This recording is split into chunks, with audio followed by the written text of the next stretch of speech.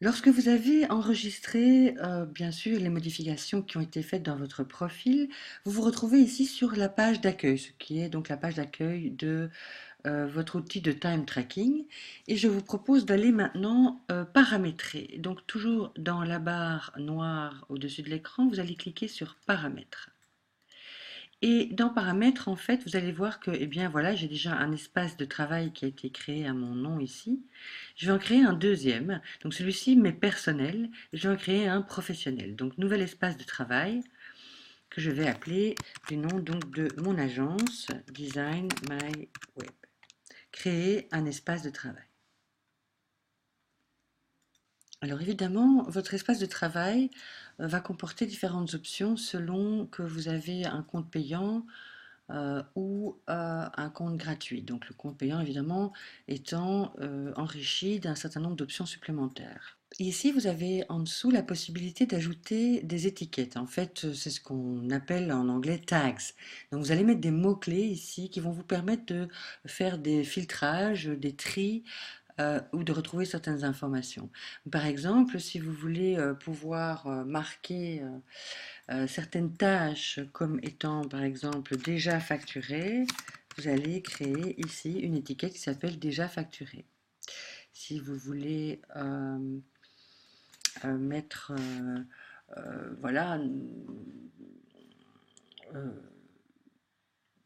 quel que soit le mot-clé que vous voulez utiliser pour pouvoir faire un filtrage, c'est ici que vous devez donc l'entrer. En ce qui me concerne, par exemple, je fais des échanges de talents. Donc, il y aura certaines personnes pour lesquelles j'ajouterai le tag client et là, je facturerai. Et puis, il y aura certaines personnes pour lesquelles j'ajouterai le tag échange. Donc, je l'ajoute ici pour en disposer lorsque je créerai des tâches et des projets. Il y a différents chemins pour ajouter ces étiquettes. Soit vous les ajoutez ici par défaut, soit vous allez les ajouter au fur et à mesure, donc ce n'est pas absolument essentiel de les faire maintenant. Comme je suis pour ma part web designer par exemple, il serait intéressant pour moi de l'utiliser comme tag mise à jour puisque je vais pour certains de mes clients tous les mois faire la mise à jour de leur site, mettre WordPress à jour, leur plugin à jour, vérifier qu'il n'y a pas de soucis quelconques avec des liens cassés ou que l'indexation sur Google est toujours bien en ordre. Et donc ça me prend, voilà, chaque mois, selon qu'il y ait ou non des problèmes, ça ne me prend pas la même... le même temps, la même durée. Et donc, je vais utiliser, entre autres, ce tag. Comme je sous-traite également certaines tâches, je vais également ajouter comme tag révision. Et donc, ça consistera à vérifier le travail d'un de mes sous-traitants. Donc, dans ce moment-là, j'utiliserai ce tag. Et comme vous voyez, vous pouvez en ajouter comme ça vraiment à l'infini. Vous pourrez ensuite, pour chaque tâche, en utiliser plusieurs, bien entendu, vous permettant par là même de trier, de sélectionner facilement selon certains critères, les tâches et les projets.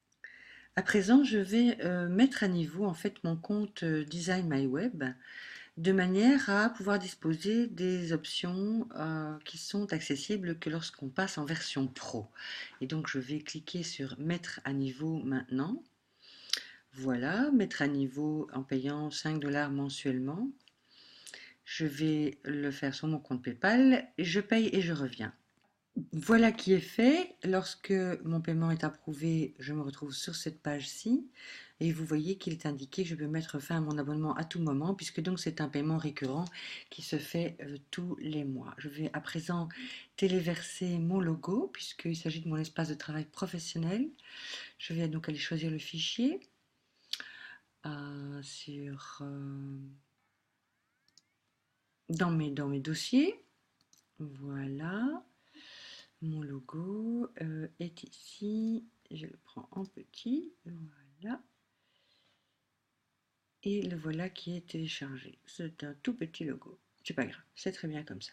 puisque ça va figurer en fait sur tous les documents, rapports envoyés aux clients ou rapports hebdomadaires ou encore à l'égard de mes sous-traitants. Et donc, je ne souhaite pas que ce logo évidemment prenne trop de place. Parmi les autres options, nous allons donc également, comme je l'annonçais dans une vidéo précédente, nous allons ajouter le taux horaire, donc le prix que je vais demander à l'heure pour mon travail. Et donc, en ce qui me concerne, c'est 45 euros. La devise donc à changer ici est euro. Arrondir vers le haut, arrondir à la minute, ça c'est parfait dans les rapports. Vous allez compléter ici. En ce qui me concerne, seuls les administrateurs peuvent créer des projets et des clients et seuls les administrateurs peuvent consulter les taux de facturation. Les taxes, donc nous en avons déjà parlé, elles sont ici. Et vous pouvez également ajouter ici des alertes. Je vous explique ça. C'est intéressant, par exemple, si je travaille avec en B2C, donc c'est-à-dire un client individuel, et que cette personne me dit, voilà, je souhaiterais ne pas dépasser 120 euros de frais ce mois-ci, eh bien, je vais ajouter une alerte ici. Donc, je vais demander à être alerté, je vais le noter. Si le projet atteint 100% du montant estimé, prévenir l'administrateur de l'espace. Et je vais enregistrer ici. Et donc ça peut être aussi si la tâche atteint 75%, 50% de ce qui a été prévu, il faut prévenir alors le membre de l'équipe ou les membres de l'équipe qui s'en occupent, qui auront donc été attribués à la tâche, etc. Vous avez donc la possibilité, en tout cas ici, de, euh, de, de- de programmer des alertes. Je me rends compte que dans les arrondissements du temps, dans les rapports ici, j'ai bien configuré le premier, mais pas le deuxième en fait. Je ne vais pas arrondir à la minute, puisque pour ce qui me concerne, une heure entamée, c'est une heure facturée.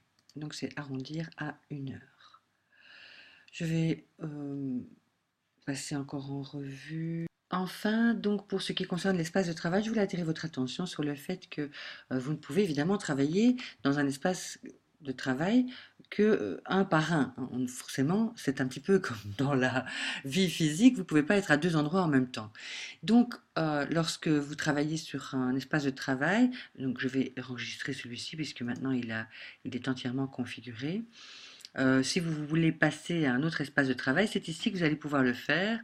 Vous voyez, j'ai mon espace de travail perso et puis j'ai mon espace de travail. Et donc pour en terminer avec les paramètres de l'espace de travail, vous avez ici la possibilité évidemment de quitter un espace de travail.